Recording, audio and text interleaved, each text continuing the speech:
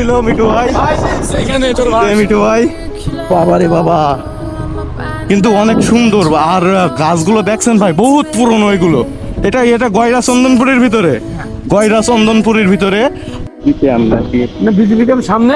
আচ্ছা, মানে এখানে চেক চেক। না এটা কোন রাস্তা ভাই? এটা আমরা একদম শুধু বাগাছড়া দিয়ে উঠবো।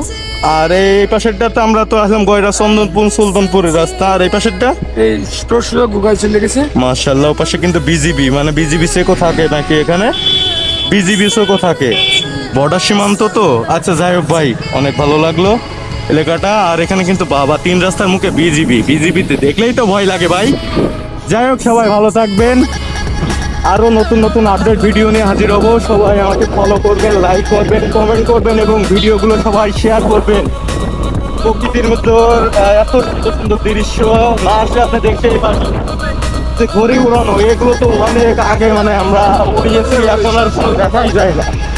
আজকে আসলাম প্রকৃতির মাঝে ঘুরতে, অনেক ভালো লাগলো। আমাদের যশোর জেলার শার্শা উপজেলা।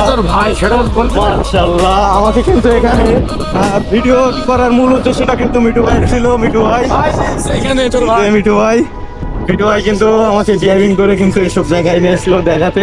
একটু আমবাগানটা ভাই একটু অবশ্যই যাবো ভাই, অবশ্যই যাবো। আচ্ছা ঠিক আছে, একটু আমবাগান মানে বহুত বছর আগে গিয়ে পুরোনো আম গাছ মনে হচ্ছে এটা, না ভাই? হ্যাঁ ভাই, অনেক আরে বাবা রে বাবা, কিন্তু অনেক সুন্দর। আর গাছগুলো দেখছেন ভাই, বহুত পুরনো এগুলো।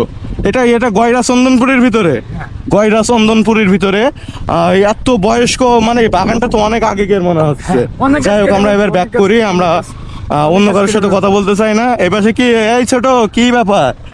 ঘড়ি উড়াচ্ছে, ঠিক আছে, মাশাআল্লাহ। আর আম গাছগুলো আমি প্রথমেই ফলো করছিলাম, আর যার জন্য এখন আপনাদের সামনে উপস্থাপন করলাম।